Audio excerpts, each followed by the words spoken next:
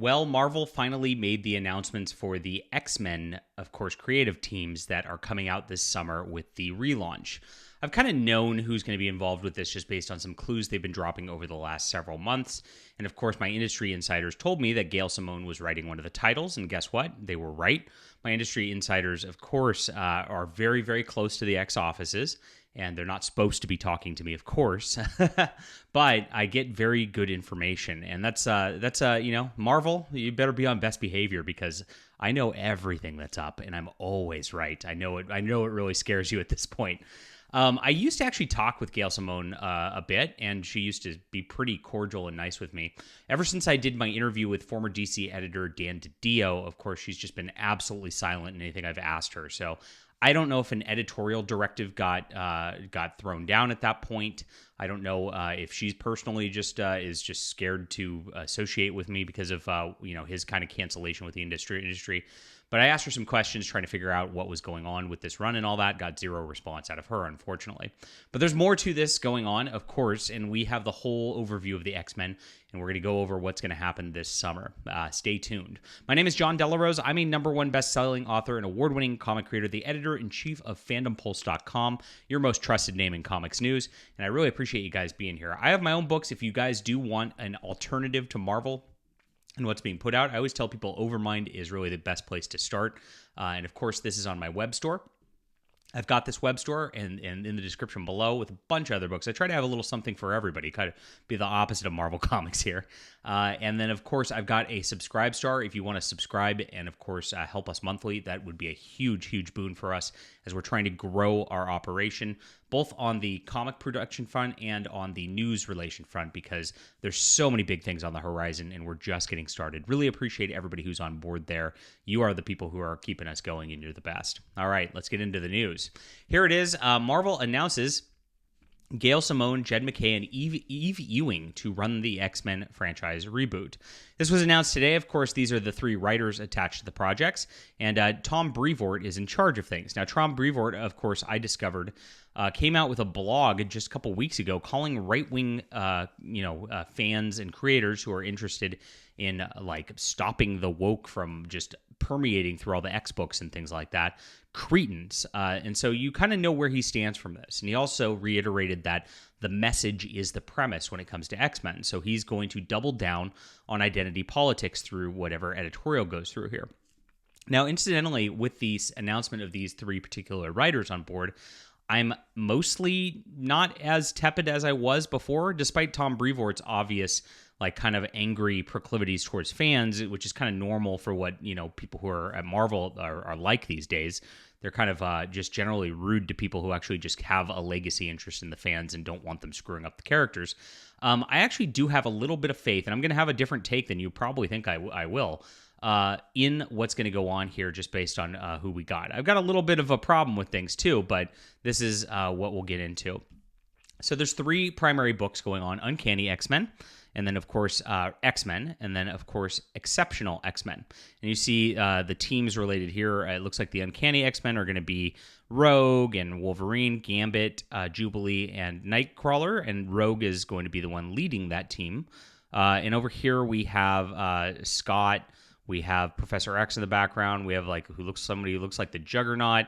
And some others. The rumor was that Kitty Pryde was going to lead this team, and I don't see her in the picture here, unless of course they've changed. Maybe they've changed her over the last couple years because they change everybody these days. And then there's this other Exceptional X-Men team here who is looks like it's under Emma Frost's direction. Maybe this is Kitty Pryde out front here. Maybe she was the one leading this team after all.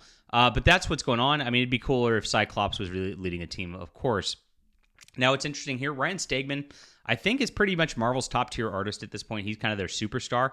Putting him on the X-Men title feels like that, kind of Jim Lee vibe. So that actually makes sense to me, and that's why I'm kind of okay, that's not that bad. Maybe this title won't be that bad. The pink-haired person in the background here kind of makes me a little tepid about this, but what can you do? Jed MacKay, though, has written some pretty good books. I actually read his Black Cat books for a bit, and they were pretty solid overall. It was pretty action-adventure oriented, and that's actually a pretty good thing for the X-Men overall. Uncanny X-Men is Gail Simone, and I know a lot of people around these parts aren't big fans of Gail, but if you kind of look at what she's done when she's been on bigger properties like Wonder Woman or Secret Six for DC Comics, she actually did a pretty good job. And I think at this point, like, she's getting to that point in Marvel where she's kind of the elder statesman at this point. And I've noticed that Gail's really made an effort over the last couple of years to kind of be a little different than she sort of like acted before. And she seems to be trying to embrace that kind of role in things. Now, if she's doing that, she's going to have to honor the X-Men legacy that came before. She can't do too much with it. And I think she's very cognizant of that. And I think she's very cognizant of the legacy involved here. And this was really her last big shot at something big in a comic book realm on the big two. So I actually, and this is going to be my hot take here, I think that Gail Simone's going to do a pretty good job here. I'm, of course, going to be picking up the book, and I will be reviewing it for you guys so you know it. It might end up on my comic review channel, but that's a pretty interesting thing. Now, Exceptional X-Men, this is something different, and it looks like they put two teams of kind of trustworthy people, or at least mostly trustworthy people together, and then they threw the wrench in the whole thing with Eve Ewing here. I'm not familiar with Carnan Carnero, but Eve Ewing as a writer really is on board with Marvel because of nepotism, because of Al Ewing. Al Ewing, of course, did the Immortal Hulk run with Joe Bennett, and of course, we know that he is a raging woke crazy. He tried to cancel Joe Bennett, actually got him done, said he'd never work with him at Marvel again. All because the artist supported his own person for president in Brazil. And that's really odd because Al Ewing is not Brazilian, so why should he care about the politics there? That doesn't make any sense. But that's how crazed these people are when it comes to politics. And Eve Ewing is most famous for her work on Ironheart, which was one of the worst comic books Marvel's put out over the last 10 years. We're talking the black girl who's replacing Iron Man. And of course, they're trying to put this Riri Williams character all up in the movies now and fling them in our faces for the diversity thing. So I think most of the message is the fiction stuff's going to come out of this book. And that's in a way a good thing because you can ignore it for the two main titles.